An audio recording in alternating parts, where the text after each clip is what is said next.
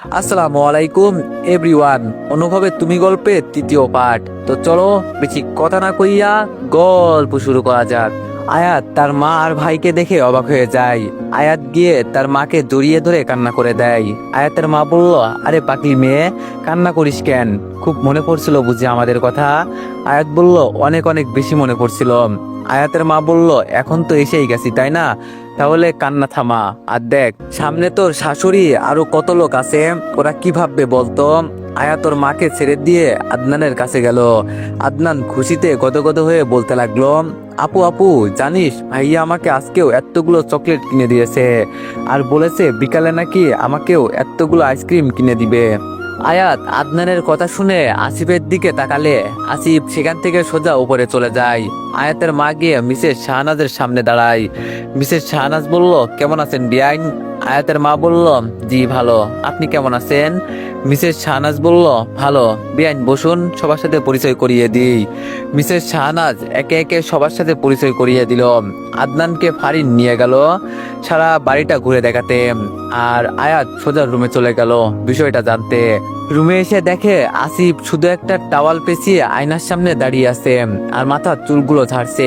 এমন অবস্থায় আসিফকে দেখে আয়াত কিছুটা লজ্জা পেয়ে যায়, আর সাথে সাথে মুখের সামনে শাড়ির আঁচল দিয়ে ঢেকে নেয়।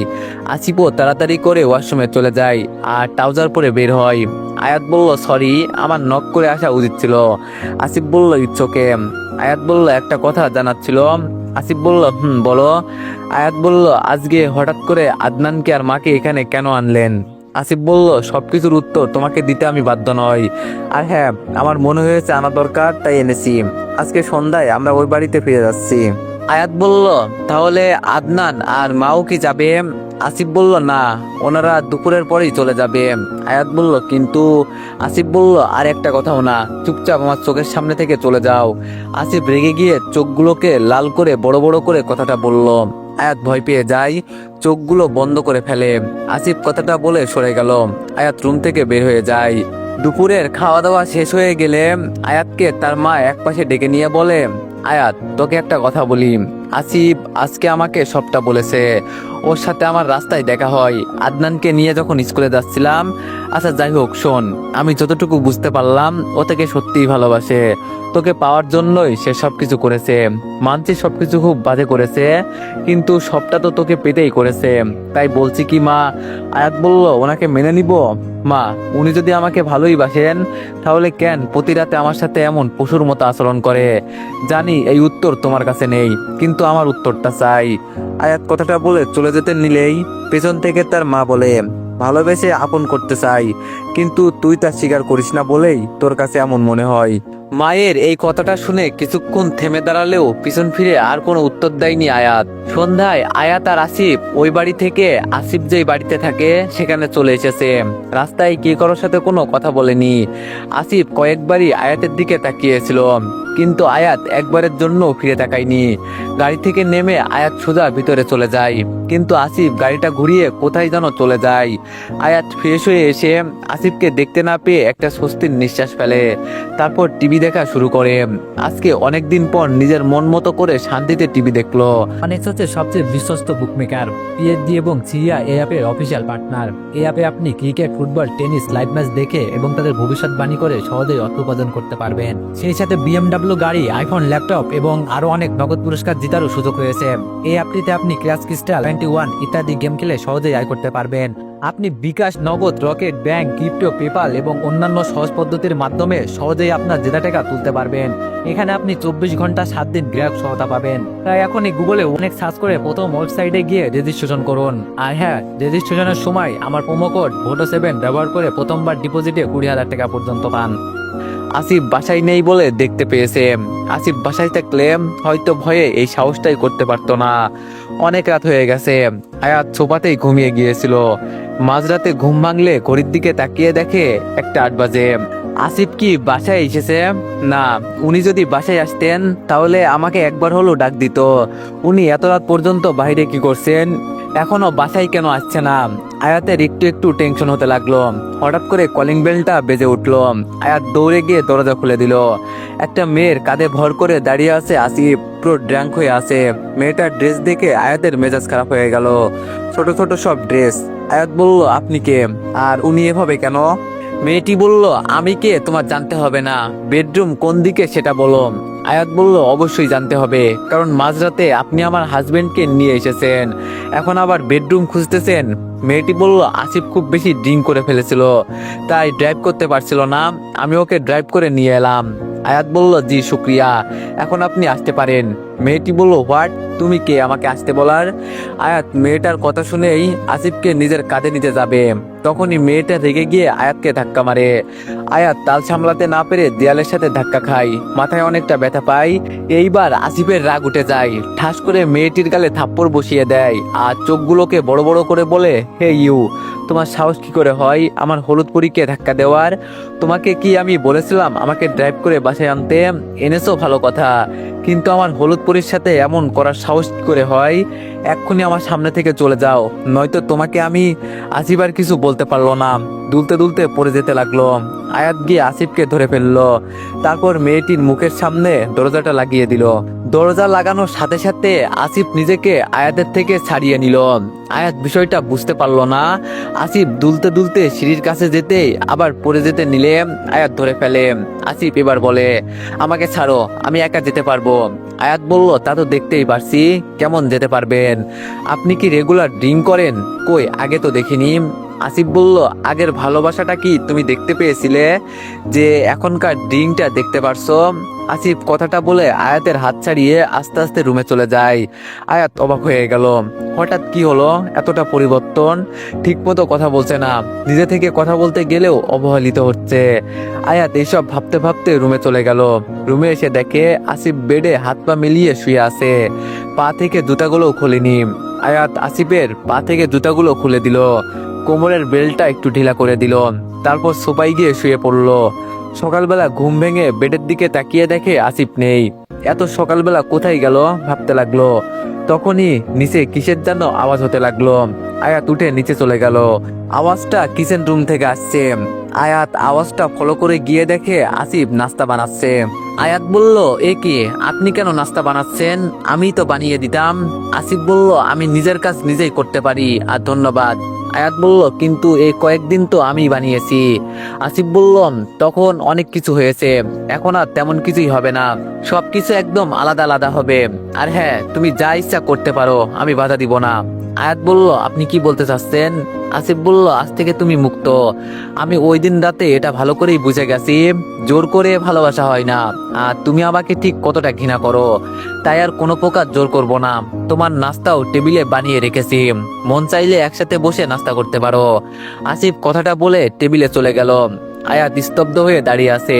তাহলে কি আসিফ ওর কথায় কোনোভাবে কষ্ট পেয়েছে?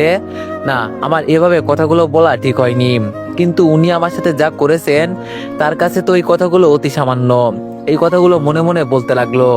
টেবিলটা পার হয়ে যখন উপরে উঠতে যাবে, তখনই আসিফ নিজের আস্ত নাস্তার প্লেটটা নিচে ফেলে দেয়। আয়াত পিছনে তাকানোর সাথে সাথে তাকে ক্লোজ করে আসিফ উপরে চলে যায়। নাস্তার প্লেটে নাস্তা সম্পূর্ণ রয়ে গেছে। তাহলে আসিফ কেন এভাবে ফেলে দিল? তাহলে কি আসিফ রাগ করে এইসব করছে? আয়াত নিচ থেকে খাবারগুলো তুলে পরিষ্কার করছিল, হঠাৎ কলিং বেল বেজে উঠলো। আয়াত হাতটা মুছে গিয়ে দরজা খুলে দিল। একটা মেয়ে হাতে লাগেজ নিয়ে দাঁড়িয়ে আছে, কাপড়গুলো ঠিক কাল রাতের মেয়ের মতোই। চোখ থেকে গ্লাসটা খুলে মেয়েটি জিজ্ঞেস করলো, হু আর ইউ? আয়াত বলল, আমি আয়াত, আপনি? মেয়েটি বলল, ও, তাহলে তুমি সেই মেয়ে যার প্রেমে পড়ে কিডন্যাপ করে বিয়ে করেছে? আয়াত বলল, কে আপনি? আসিফ বলল, আরে দিদাম, তুমি কেমন আছো? আসিফ পিছন থেকে কথাগুলো বলল, আর সাথে সাথে মেয়েটি আসিফকে জড়িয়ে ধরলো। দিদাম বলল, আমি ভালো আছি, তুমি কেমন আছো? আসিফ বলল, আমিও ভালো আছি। তো তুমি একা আসলে নাকি ফুপি কই? দিদাম বলল, আম্মু তোমাদের বাসায়, আর তুমি ওইখানে নেই বলে আমি সোজা এখানে চলে এসেছি। আসিফ বলল, ভালো করেছো, যাও রুমে গিয়ে ফ্রেশ হয়ে নাও। দিদাম বলল, আগের রুমটাই কি এখন আমার জন্যই রয়ে গেছে? আসিফ বলল, যেখানে ইচ্ছা হয় সেখানে থাকতে পারো। দিদাম তার লাগেজটা নিয়ে আয়াতকে ক্রস করে যাওয়ার সময় একটা বাঁকা হাসি দেয়, তারপর উপরে যেতে লাগে। আয়াত নিজের রুমে যাওয়ার জন্য দিদামের পিছু পিছু উঠছিল। দিদাম আসিফ আর আয়াতের রুমের ভিতরে ঢুকতে নিলেই আয়াতের সামনে গিয়ে বলে, সরি, এটা আমাদের রুম, আই মিন ওনার আর আমার, তুমি অন্য যে কোনো রুম নিতে পারো এটা ছাড়া। দিদাম বলল, আসলে এই রুমটা একসাথে থেকে অভ্যাস হয়ে গিয়েছিল, তো তাই আর কি। ওকে আমি আসছি। দিদাম চলে গেল, কিন্তু এটা কি বলে গেল আয়াতের মাথায় ঢুকছিল না। উনি আর দিদাম কি একসাথে থাকতেন আগে? এইসব ভাবতে ভাবতে ফ্রেশ হতে গেল। ফ্রেশ হয়ে এসে দেখে আসিফ একদম ফর্মাল ড্রেসে। আয়াত বিছানা গুছাতে গুছাতে বলে, কোথাও বেরোচ্ছেন? আসিফ নিশ্চুপ। আয়াত বলল, আমি কিছু জিজ্ঞেস করেছি। আসিফ বলল, আজকে থেকে অফিসে যাব। আসিফ আর কিছু না বলে সোজা চলে গেল। আয়াত একা একা বলতে লাগলো, আজব, নিজেকে এখন নিজেই কি মনে করেন উনি? বদের হাড্ডি একটা। আমি বুঝলাম না হঠাৎ করে এতটা চেঞ্জ কি করে হলো। তার উপর এই দিদাম, মেয়েটাকে সুবিধার মনে হচ্ছে না। আসিফকে যেভাবে জড়িয়ে ধরলো আবার যা বললো তাতে আমার একটু সন্দেহ লাগছে, নজর রাখতে হবে। আমি রুম গুছিয়ে নিচে নামলাম। এসে যা দেখলাম তাতে আমার চোখ ছানা পড়া হয়ে গেল। উনি আর দিদামকে এমন ভাবে দেখলাম যে কেউ দেখলেই ভাববে উনি লিপকিস করছেন। আমি যেন কয়েক মুহূর্তের জন্য থমকে গেলাম। আমার নিজের অজান্তেই রাগ উঠে গেল। আমি আর সহ্য করতে না পেরে হাততালি দিয়ে বলতে লাগলাম, বাহ বাহ, এটা আপনার অফিস? রুম থেকে এসে ড্রয়িং রুমে বউ রেখে ফুফাতো বোনের সাথে খুব সুন্দর অফিস করছেন। আসিফ বলল, আমি অফিসে যাচ্ছিলাম তখনই। আয়াত বলল, তখনই আপনার পুরুষত্ব জেগে উঠলো, নিজের ফুফাতো বোনের সাথে ঠোঁটে ঠোঁট মিলিয়ে নিলেন। আমি আর কিছু বলতে পারলাম না। তার আগেই আমার গালে কষিয়ে একটা থাপ্পড় বসিয়ে দিলেন উনি। তাল সামলাতে না পেরে আমি সোফায় পড়ে যাই, গালে হাত দিয়ে ওনার দিকে তাকাই। উনি আমার দিকে খুব রাগি লুকে তাকিয়ে আছে। তারপর আঙ্গুল তুলে আমাকে উদ্দেশ্য করে বললেন, তুমি যেগুলো বোঝার সেগুলো কখনো বোঝার চেষ্টা করো না, আর যেগুলো না বোঝার বা হয়নি তার নিজ থেকে বানিয়ে বুঝে নাও। আমি রুম থেকে অফিসে যাচ্ছিলাম, ঠিক তখনই সোফায় দিদাম চিৎকার করে ওঠে। আমি জানতে চাইলে ও বলে, চোখে কি যেন একটা পড়ছে আর খুব জ্বালা করছে, তাই আমি ফু দিয়ে দিচ্ছিলাম। আর তুমি এতটুকু বিশ্বাস নেই তোমার আমার প্রতি? দিদাম বলল, আই এম সরি, আমি বুঝতে পারিনি আয়া তেমন রিয়েক্ট করবে। বুঝতে পারলে আমি কখনোই বলতাম না। Trust me Asif. দিদাম আসিফের সামনে গিয়ে ন্যাকামি করে কথাগুলো বলে। আসিফ আমার দিকে এক নজর তাকিয়ে চলে যায়। তারপর দিদাম একটা শয়তানি হাসি দিয়ে চুলগুলে ফু দিয়ে রুমে চলে যায়। ওর হাসি দেখে আমার কেন যেন মনে হলো সে এটাই চেয়েছিল। আমার নিজের প্রতি নিজেরই ঘৃণা হতে লাগলো। আমি এতটা নিম্ন মানসিকতার মানুষ কি করে হলাম? উনি আমার সাথে খারাপ ব্যবহার করলেও কখনো তো অন্য মেয়ের সাথে খারাপভাবে মেশেনি। আমি রুমে এসে বেডে চোখ বন্ধ করে শুয়ে আছি। চোখ বন্ধ করতেই কেউ আমার কানের কাছে এসে চিৎকার করে বলে, ভাউ। আয়াত একটু ভয় পেয়ে যায়। ভাবি, রিল্যাক্স, আমি ফারিন, দেখো। আমি চোখ খুলে দেখি সত্যি ফারিন এসেছে। আমি একটা স্বস্তির নিঃশ্বাস ফেলে বলি, ও তুমি তুমি তো আমাকে একদম ভয় পাইয়ে দিলে। ফারিন বলল, আচ্ছা আচ্ছা সরি। বাই দা ওয়ে, ভাইয়াকে দেখতে পাচ্ছি না, ও কোথায়? আমি বললাম, উনি তো অফিসে চলে গেছেন। আমার কথা শুনে ফারিন একদম অবাক হয়ে যায় আর চোখগুলো বড় বড় করে বলে, হোয়াট? ভাইয়া অফিসে গেছে? কিভাবে কি? যে মানুষের অফিসের নাম শুনলে জ্বর এসে যেত, উনি আজকে অফিসে গেছে? আমি বললাম, আমিও বুঝতে পারলাম না আজকে হঠাৎ করে নিচ থেকেই। ফারিন বলল, ভালোই হয়েছে, সব তোমাকে ভালোবেসে। যাই হোক, আমার ওই সাতচন্নি বোনটা কই? আমি বললাম, তোমার বোন? ও দিদামের কথা বলছো? ফারিন বলল, ওকে ছাড়া আমি আর কাকে সাতচন্নি বলবো বলো? ও তোমাকে তো আসল কথা বলা হয়নি। আমি বললাম, কি কথা? ফারিন বলল, ও কিন্তু ভাইয়াকে অনেক ভালোবাসতো, ইভেন এখনো বাসে। ভাইয়ার কথা শুনলে একদম পাগল পাগল হয়ে যায়। দেখলে না, ভাইয়া ওই বাসায় নেই বলে এখন এই বাসায় চলে এসেছে। ভাবি, তোমাকে একটা কথা বলি, ভাইয়াকে একটু সাবধানে রেখো। বলা তো যায় না, ছেলে মানুষের মন কখন কোথায় কিভাবে গলে যায়। যদিও ভাইয়া ওকে তেমন একটা পাত্তা দেয় না, তবুও সুরক্ষা বলে একটা কথা আছে, সাতচন্নির নজর বলে কথা। আমি মনে মনে ভাবতে লাগলাম, তাহলে আমি ঠিক ছিলাম। তখনকার ঘটনাটা দিদাম ইচ্ছা করে করেছে, যাতে করে আমাদের মাঝে ঝগড়া সৃষ্টি হয় আর সেই সুযোগটা নিতে পারে। দিদাম, তুমি বড্ড বড় ভুল করে ফেললে। তুমি আমার স্বামীর দিকে নজর দিয়ে বড় ভুল করেছো।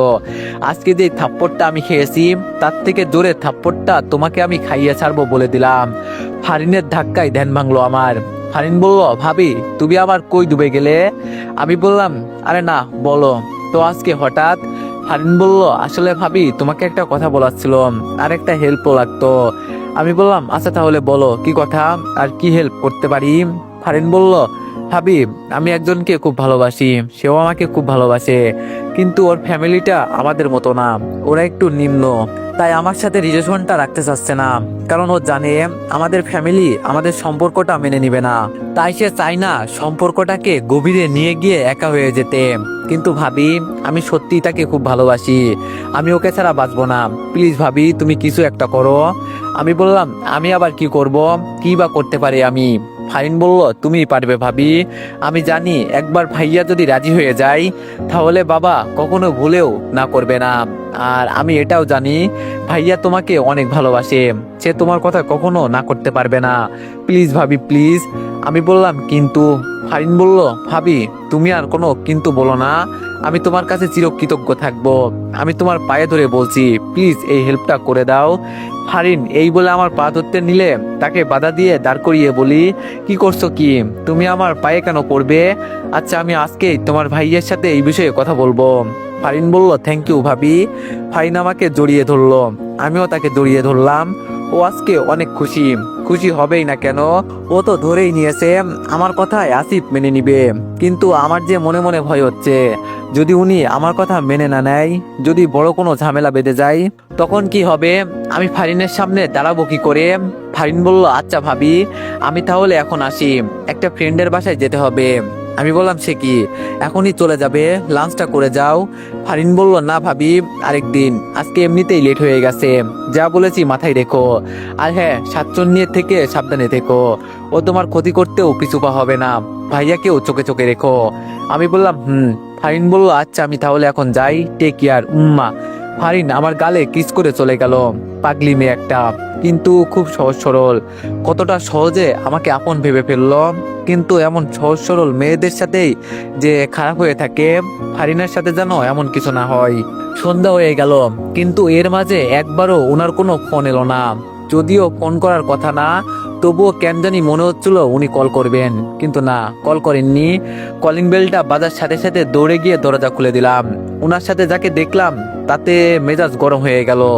দিদাম আসিফের হাত ধরে দাঁড়িয়ে আছে, তার মানে বিকালে দিদাম ওই জন্যই বাইরে গিয়েছিল। উনি আর দিদাম আমাকে ক্রস করে ভিতরে ঢুকছিল। তখন আমি জিজ্ঞেস করলাম, এত দেরি হলো কেন? বাবার কাছ থেকে জেনেছি অফিস টাইম নাকি 5টায় শেষ। উনি আমার কোনো কথার জবাব না দিয়ে উপরে চলে গেল। আমি ওনার পিছন পিছন যেতে নিব, তার আগে দিদাম আমার সামনে এসে দাঁড়াই। দিদাম বলল, আসলে আমরা একটু ঘুরতে বের হয়েছিলাম, অনেকদিন পর আমি আসলাম তো, তাই আমাকে নিয়ে একটু ঘুরতে বের হয়েছিল, কিছু মনে করো না কেমন? দিদাম চলে যেতে নিলে আমি ওনার হাত ধরে বলি, অন্যের স্বামীর থেকে নিজের নজর সরিয়ে ফেলো, নয়তো ওই নজরের চোখ আমার তুলতে এক মুহূর্তও সময় নিবে না। দিদাম বলল, হোয়াট, কি বলতে চাচ্ছ তুমি? আমি বললাম, আমি কি বলতে চাচ্ছি তুমি তা খুব ভালো করেই জানো, তাই বলছি নিচ থেকে সরে যাও, মাঝে আসতেও যেও না। দিদাম বলল, আর যদি না সরি? তুমি যখন সব জানোই তাহলে এটাও জেনে রাখো, আমি আসিফকে ভালোবাসি, ওকে পেতে হলে আমি সব কিছু করতে পারি, তোমার এইসব ধমকানিতে আমার কিছু এসে যায় না। আমি বললাম, কি এসে যায় তা আমি জানি, কিন্তু এটা জানি যদি না সরো তাহলে তার ফল তোমার জন্য মোটেও ভালো হবে না। আর রইল বাকি তোমার ভালোবাসার কথা, তাহলে শুনে রাখো, উনি আমাকে ভালোবাসেন আর আমাকেই ওনার বউ হিসাবে সবার সামনে পরিচয় করিয়ে দিয়েছেন। দিদাম বলল, what ever, I don't care, কিন্তু তোমাদের মাঝে আমি সব সময় থাকবো। আর যদি আমি আসিফকে না পাই তাহলে তোমাদের জীবনটাও আমি নরক বানিয়ে ছাড়বো। আমি বললাম, আমি দেখি কেমন করে তুমি আসিফকে নিজের করো আর আমাদের জীবন নরক বানাও। আমি এই বলে উপরে চলে আসছিলাম, পেছন থেকে দিদাম বলল, তুমি কি আমাকে চ্যালেঞ্জ করছো? আমি বললাম, না, কিন্তু তুমি যদি চ্যালেঞ্জ ভাবো তাহলে চ্যালেঞ্জই, আমার আবার চ্যালেঞ্জ জিততে খুব ভালো লাগে। এই বলে মুচকি হাসি দিয়ে উপরে চলে আসলাম। রুমে এসে দেখি উনি সোফায় বসে আছে, এখনো ফ্রেশ হতে যায়নি, টাইটা খুলে সোফায় রেখে দিয়েছে। আমি ড্রেসিং টেবিলের সামনে দাঁড়িয়ে নিজের শাড়ি ঠিক করার ভান করে বললাম, বাইরে থেকে এসে যদি সাথে সাথে ফ্রেশ না হতে পারে তাহলে কেউ যেন এই রুমে না ঢোকে। উনি আমার কথা শুনে আমার দিকে তাকিয়ে তারপর কিছু না বলে চুপচাপ ওয়াশরুমে চলে গেলেন। কি হলো এটা? ভেবেছিলাম হয়তো রেগে যাবে, রাগ দেখাবে, কিন্তু না, তেমন কিছুই হলো না। আজকাল ওনাকে খুব অচেনা লাগছে, এমন আসিফকে তো আমি চিনি না। আমার কেন জানি ওনার এমন ব্যবহার ভালো লাগছিল না। উনি ফ্রেশ হয়ে বাইরে আসলেন, আজকেও টাওয়াল পেঁচিয়ে বাইরে এসেছে। আজকে রাগ লাগছে না, কেমন জানি লজ্জা লাগছিল আমার। আমি পিছন ঘুরে বললাম, সি, আপনি আজকেও এভাবে? আর কিছু বলার আগেই ওয়াশরুমের দরজা লাগানোর শব্দ পেলাম। পিছন ফিরে দেখি উনি নেই। আমার কথা শেষ হবার আগেই কাপড় নিয়ে ওয়াশরুমে চলে গেলেন। কিছুক্ষণ পর ট্রাউজারটা পরে বাইরে আসলেন। চুলগুলো ঝাঁকি দিতে দিতে আমার দিকে এগিয়ে আসছেন। আমার গলা শুকিয়ে যাচ্ছে, বুকের ভিতর ভূমিকম্প শুরু হয়ে গেছে। তাহলে কি উনি আবার আমাকে? আমি এক পা করে পিছোতে লাগলাম আর উনি সামনের দিকে আসছেন। আমি যখন ড্রেসিং টেবিলের সাথে একদম মিশে গেলাম তখন চোখ দুটো বন্ধ করে ফেললাম। দুয়ার দিয়ে নিজের শাড়ির আঁচলটা খামচে ধরলাম। শ্বাস ঘন হতে লাগলো, কিন্তু বেশ কিছুক্ষণ ওনার কোনো সাড়া না পেয়ে চোখ মিলে তাকিয়ে দেখি উনি ড্রেসিং টেবিল থেকে চিরুনি নিয়ে নিজের চুল ঠিক করছে। আমি কি ভেবেছিলাম মনে হতে লজ্জায় পড়ে গেলাম। পরক্ষণে রাগ দেখিয়ে বললাম, এটা কি হলো? আপনি এভাবে কাছে এসে এভাবে চিরুনি নিলেন কেন? আসিফ বলল, আমি নিজের ইচ্ছা মতো সবকিছু করি, কাউকে কোনো কৈফিয়ত দেই না। আমি বললাম, হয়েছে হয়েছে, বেশ ভালো বুঝতে পেরেছি। যখন ইচ্ছে হয়েছে তখন জোর করে নিয়েছেন, আর এখন যখন যখন মাথায় আসলো আমি কি বলতে চাচ্ছিলাম তখন চুপ হয়ে গেলাম। উনি আমার সাইডে দেয়ালে হাত রেখে একটু কাছে এসে বললেন, এখন যখন কি? আমি বললাম, কই কিছু না। আমি এই বলে ওনার হাতের নিচ দিয়ে চলে আসতে নিলে উনি ওনার পা বাড়িয়ে দেয়, যার ফলে আমি আর বের হতে পারলাম না। উনি আবার বলতে শুরু করলেন, আয়াত, আমি যেটা ঠিক করি তাই করি, আর এখন এটা ঠিক করেছি, তুমি যতদিন না আমাকে নিচ থেকে কাছে টানবে ততদিন আমিও তোমার কাছে যাব না। দেখি কতদিন তুমি আমাকে ছাড়া থাকতে পারো। জানি বেশি দিন পারবে না, তারপরও তোমার মুখ থেকে শুনতে চাই আমি।